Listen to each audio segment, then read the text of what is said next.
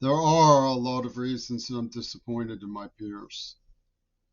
One of the most conspicuous things they did was use my deafness, which is a very haunting weakness, as a vantage point from which to bully and brutalize and terrorize me and rob me and corral me into situations that I was better off avoiding. These are the people who call themselves peers and friends. They're a gang. They don't mean well. But when you look at the exploitation of deafness, that's just one factor.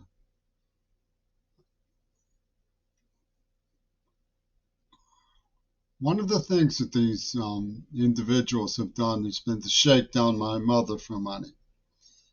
When I was living in California, I was leaving the next day. Everybody knew I was leaving the next day. One of the girls wanted to keep warm, and we made love. And they didn't like the way I said goodbye or something. I mean, I'm a deaf person. I say goodbye differently, sort of a sullen individual. But they already knew I was leaving the next day, but they wanted to shake down my mother. They wanted to intimidate my mother. It's really nightmarish, some of the things that they've done. But they cyber stalk. I mean, they plugged into my home computer for decades, ripping me off from my hard work. Now, when you look at the fact why would Clint Eastwood get a hard on and really obsess over little Jimmy Prairie in fourth grade at Dilworth School when the gutter snipes came over and burned my ears deaf, um, it's because I was opposed to the Vietnam War. And they wanted to, and so you would think that the left wing um, codgers in Seattle would say he was poacher because he disbelieved in the Vietnam War. My father took a step down he had a student teaching job at Harvard. He wanted to serve the public. So he took less pay. It wasn't exactly voluntary poverty, but he lived in a semi detached house. Eastwood planted a Gran Torino on him in ego logic of stalking, selection.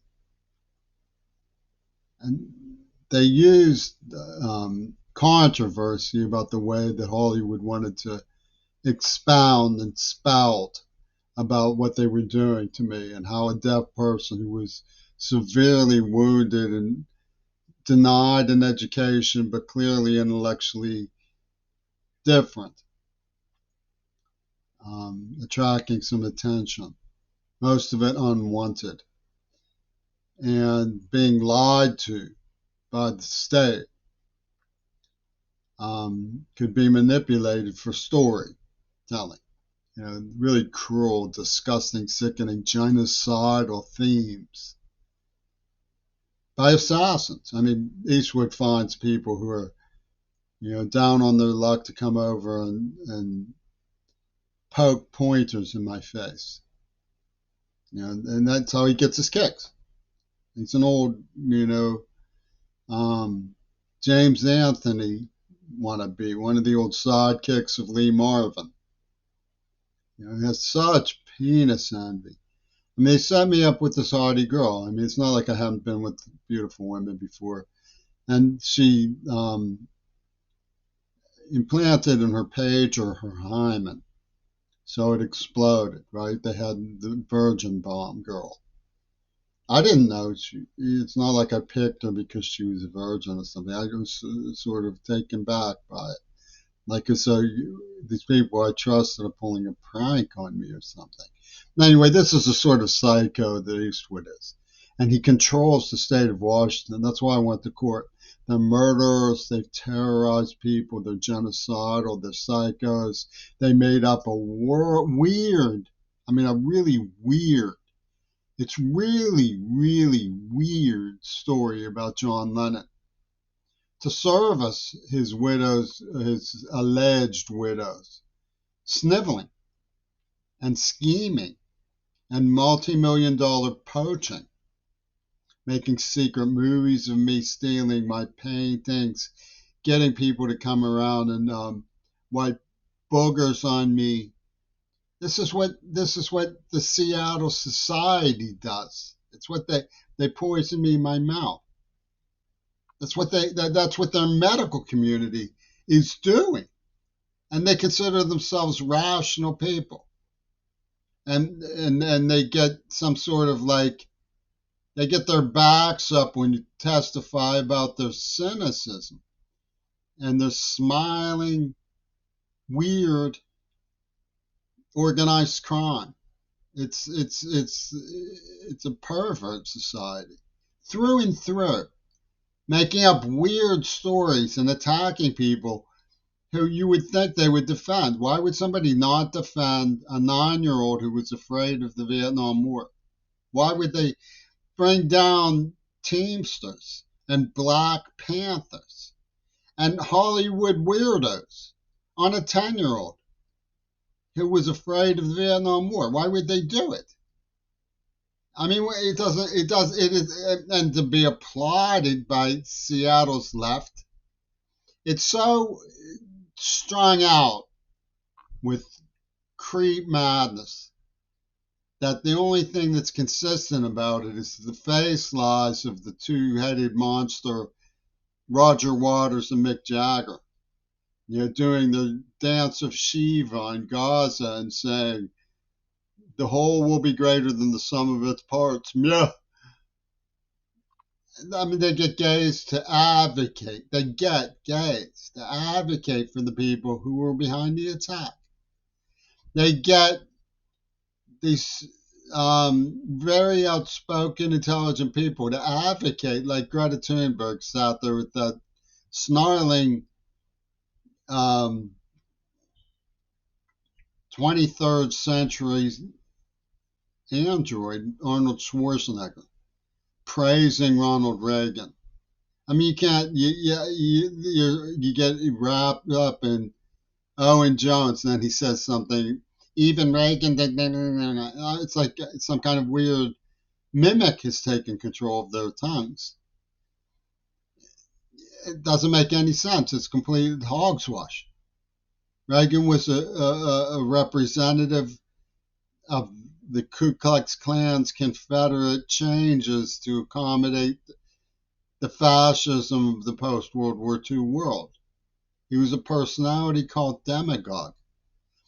And they say that that becomes untrue, like when you take out the T and you get Unruh, the name of the Secret Service man who rode in the limousine with him to the hospital when they doctored him after Hinckley shot Brady.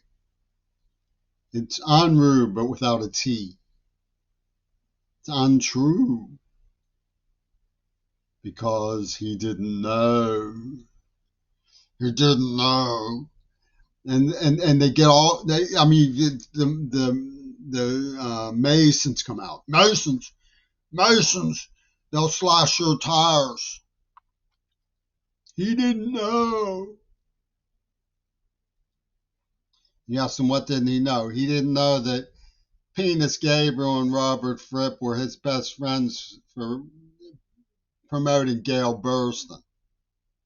He didn't know that his attorneys from Mount Desert Island had me outside the White House the night he came out and waved to me for the Pentagon Disney show. He didn't know. He was just waving at anybody that night. He was out just waving. Woo. He didn't know that he had snuck into my house with the 20th Century Fox Union step brother, they called him, to steal my letters, and which I didn't, without telling me what they were, from a 12-year-old Israeli, so that he could use them to say he didn't know, but he went on with the show. He didn't know that Clint Eastwood called Where Eagles Dare, Where Doubles Dare.